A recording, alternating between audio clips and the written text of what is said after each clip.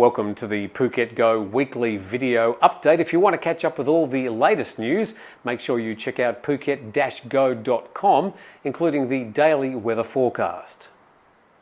Phuket Airport officials have scrambled to clarify a situation last Thursday night when 300 plus passengers were stranded overnight after a Thai VietJet flight was unable to take off on its scheduled flight to Bangkok because there were not enough seats.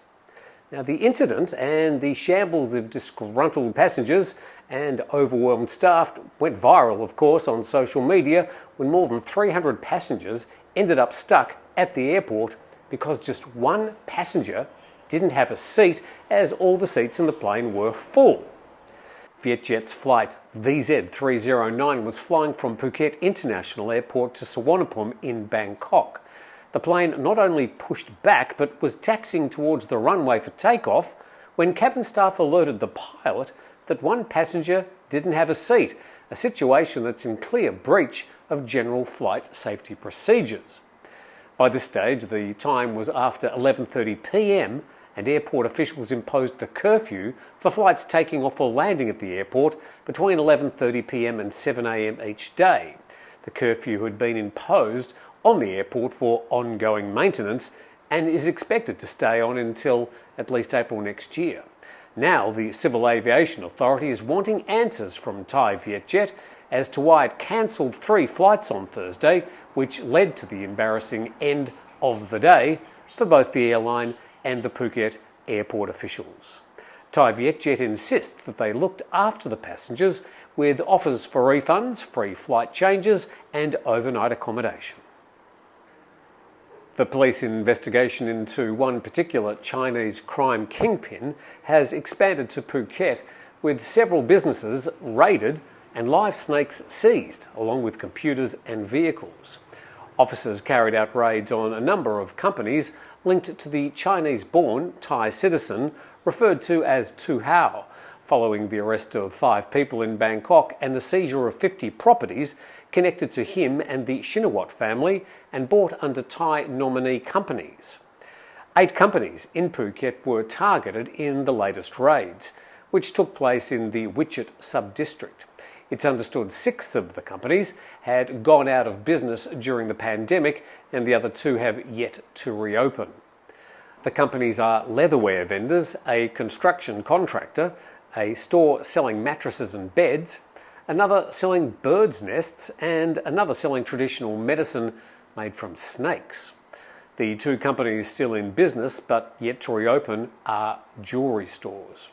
Now, the raids were carried out by a joint team of police officers and narcotics and immigration officers. In total, they seized 7 cars, a truck, 86 beds with mattresses, a number of computers and live snakes that were being kept in glass tanks. I hope so. Over 100,000 kilograms of trash and garbage have been dumped on Koh Sirae for over 20 years. Koh Sirae is the 20 square kilometre island located just east of Phuket Town. A local environmental watchdog group say people have been dumping their garbage on the island for more than 20 years.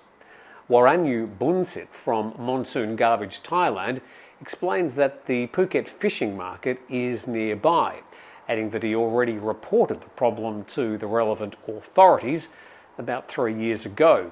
This resulted in a clean-up of one small area, but he says there's still a large area that's not been cleaned. The narrow channel between mainland Phuket and Koh Sirae also has huge pollution problems, with fishing and tour boats parking along the stretch of water.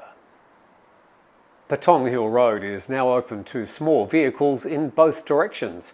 The decision was made this week to reopen the stretch of road being repaired at this time to small vehicles, which includes cars, pickups and passenger vans. Engineers assessed the current soil movement and the situation of the structures under the remaining part of the road and noted the substantial progress made to replace the foundations of the road that washed down the hill mid-October after some torrential rain. Vehicles are being asked to strictly follow the instructions of officials who are supervising the traffic flow and stick to the lanes provided for the traffic as repairs on that part of the road continue. Meanwhile, an alternative route opens on December 5.